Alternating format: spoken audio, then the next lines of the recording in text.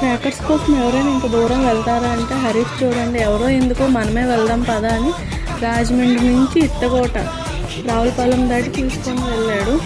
సరే కదా అని వెళ్ళాక చూస్తే ఓకే వచ్చినందుకు పర్వాలేదు న్యాయం చేసాం అనిపించింది. చాలా అంటే చాలా రీజనబుల్గా ఉన్నాయి ప్రైజెస్ అయితే. అంత దూరం నుంచి వచ్చినందుకు పర్వాలేదు అనిపించింది మాకైతే.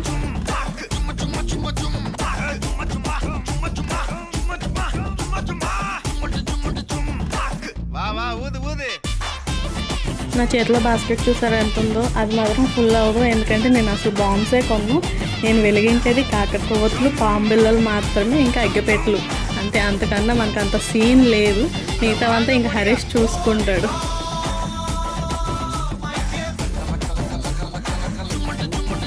నేను మొత్తం తిరిగి పాంబిళ్ళలు, కాకరకొవ్వొత్తులు, అగ్గిపెట్టెలు మాత్రమే తీసుకున్నాను. హరీష్ మాత్రం లక్ష్మీ బాంబులు, పెద్ద పెద్ద బాంబులు అన్నీ